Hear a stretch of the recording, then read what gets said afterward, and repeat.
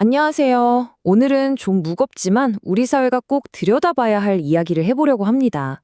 바로 수많은 사람들의 보금자리를 한순간에 앗아간 전세 사기 문제, 그리고 이들을 돕기 위해 만들어졌지만 어쩐지 또 다른 벽처럼 느껴진다는 전세 사기 특별법에 대한 이야기인데요. 분명 좋은 뜻으로 만든 법인데 이게 왜 현실에서는 제대로 작동하지 않는 걸까요? 그 틈을 한번 같이 들여다보시죠. 3년 넘게 싸워왔지만 저희 현실은 크게 달라진 게 없습니다. 피해자 대책위 안상매 위원장님의 이 한마디, 정말 그 무게가 느껴지지 않으세요? 법이 만들어졌는데도 왜 이분들의 고통은 그대로일까요? 바로 이 절박한 질문에서 오늘 이야기를 시작해볼까 합니다. 그러니까요. 여기서부터 시작해야 하는 거죠. 누군가를 돕겠다고 만든 법이 오히려 그 사람을 더 힘들게 한다면 우린 뭘 해야 할까요? 이 질문을 붙잡고 한번 따라가 보시죠. 자, 그럼 이 법이 애초에 왜 필요했는지 그 배경부터 한번 짚어봐야겠죠? 바로 전국을 휩쓸었던 전세 사기 대란, 이 문제 때문입니다. 전세 사기. 이게 그냥 돈 좀 잃는 그런 차원의 문제가 절대 아니잖아요.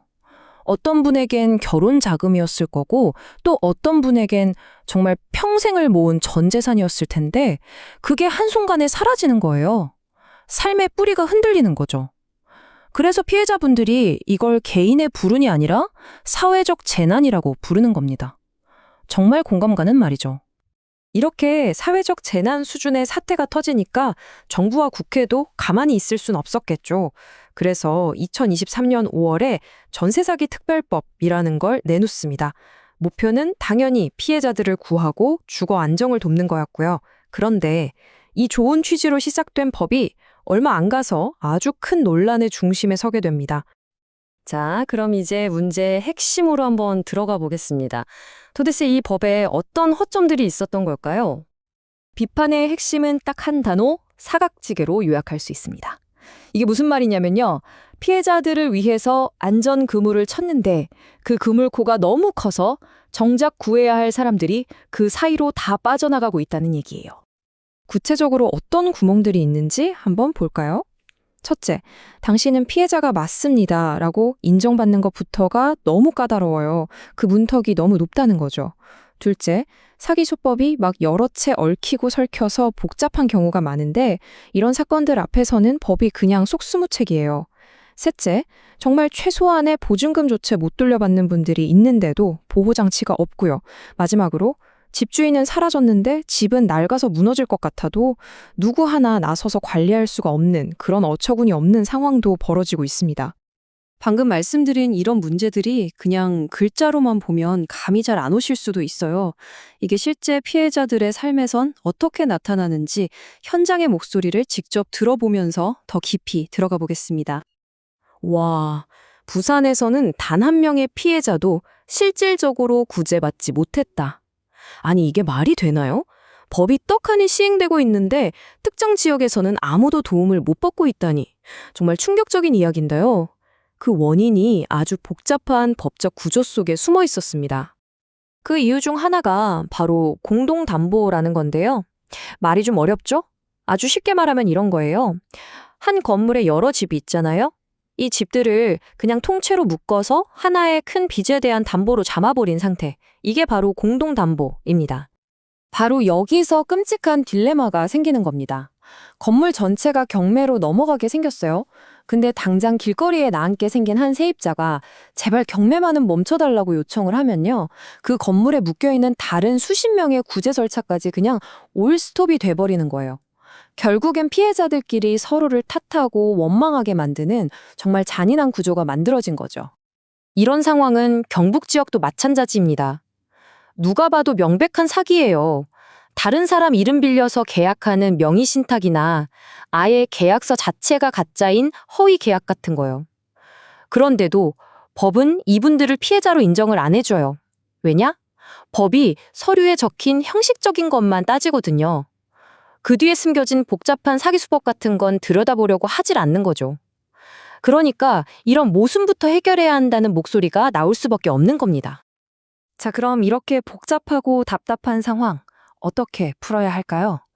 다행히 현장에서는 아주 구체적인 해법들이 제시되고 있습니다. 그 목소리가 5가지 핵심 개정 요구안으로 모아지고 있어요. 이 요구안의 핵심은 크게 두 가지예요. 먼저 구제하고 나중에 돈을 회수하자. 그리고 사각지대를 없애자는 겁니다. 좀 더 풀어보면 보증금을 땡전 한 푼 못 받게 된 피해자한테 국가가 최소한의 금액이라도 먼저 주고 나중에 집주인한테 받아내자는 거고요. 또 너무 비현실적인 피해자 인정 기준 이것 좀 낮추자는 겁니다. 그리고 공동담보처럼 골치 아픈 문제는 정부가 먼저 나서서 피해자의 꼬인 채권을 사들여서 깨끗하게 정리한 다음에 나중에 구상권을 청구하는 이른바 배드뱅크 방식으로 풀자는 거죠. 마지막으로 위험한 빈집은 지자체가 집주인 동의 없이도 직접 관리할 수 있게 하고요. 들어보시면 굉장히 구체적이고 현실적인 개안들이죠. 요구는 이렇게 명확한데 대체 왜 법 개정은 이렇게 더딘 걸까요? 이제 이 문제의 공이 넘어간 국회 상황, 그리고 그 결과가 어떻게 됐는지 한번 살펴보겠습니다. 자, 이 숫자 한번 보시죠. 1,000억 원. 이게 어떤 돈이냐면요. 국회 상임위에서 여야가 이건 꼭 필요하다고 합의해서 늘렸던 전세 사기 피해자 지원 예산이에요.